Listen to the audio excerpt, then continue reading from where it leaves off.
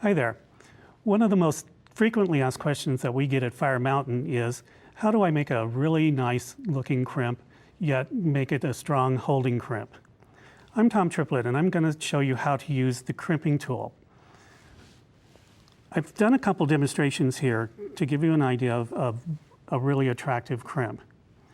The first one is putting the AccuGuard wire protector on the wire. And you can see that with the AccuGuard wire protector, well, you can see it if I get my fingers out of the way anyway. Once you put the wire in, it kind of bows out, which means it's probably going to try to pop out. So I usually use a bead stopper at this point, just to make sure that the wire doesn't go anywhere. After I've done that, I'll take the one half of the clasp and I'll put it onto the wire guard. Once you've done that, you can slide the clasp back and that'll pull the wire guard into place. Then you can put your crimp bead on and pull it up to the bottom of the wire guard.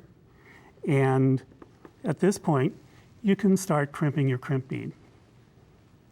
Now, the crimp pliers have two different notches in the jaws. There's one closer to the handles of the plier and the others closer to the front.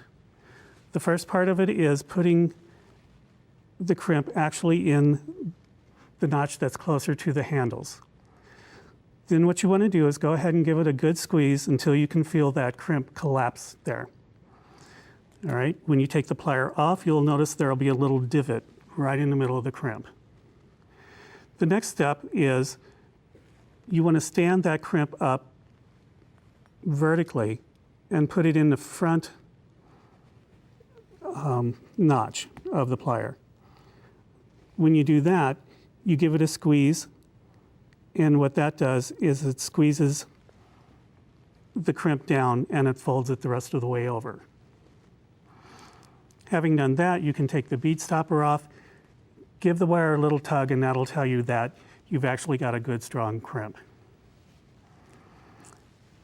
So having done this, you can go ahead and string your beads onto the wire, and you can finish up your design now.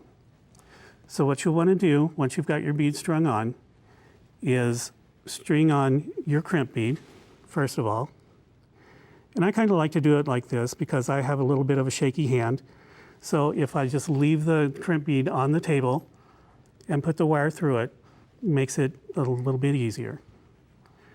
Next, I'm going to go ahead and string on one side of the wire guard.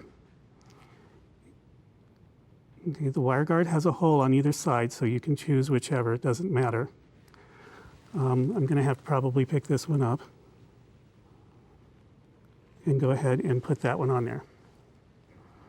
Okay, and another little tip, if it's hard to get the wire into the hole because they are so small, take your flush cutters and give the wire a cut at kind of a diagonal right on the end. And when you do that, it kind of makes a little point on the end of the wire so it'll go into the holes easier. Okay, so I'll go ahead and thread it through the other side of the AccuGuard. And see, that went through really nice and smoothly. Now I'm going to go ahead and put the other side of my clasp on. So on the tail of your wire, thread it through the clasp, bring the clasp up, we'll pull that back, get your clasp up into the wire guard like this, and then pull it down. At this point, you can thread your wire back through the crimp bead, grab a hold of it like with your thumb and forefinger and just pull. Okay, pull it down to tighten it until the bottom of the AccuGuard comes up to the crimp. And at this point, keep your wire tight.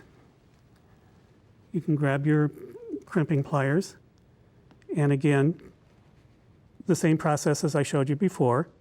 In the back notch, go ahead and give the crimp a little squeeze until it collapses. It'll make the divot in the crimp bead. Then you want to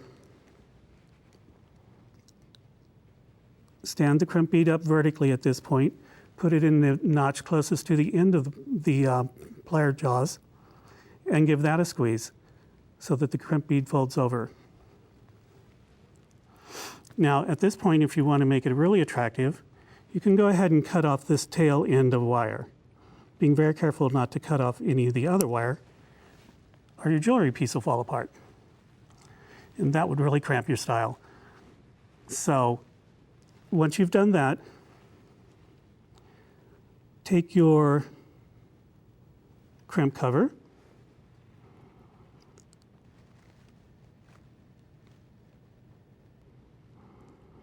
thread the crimp cover onto the crimp bead,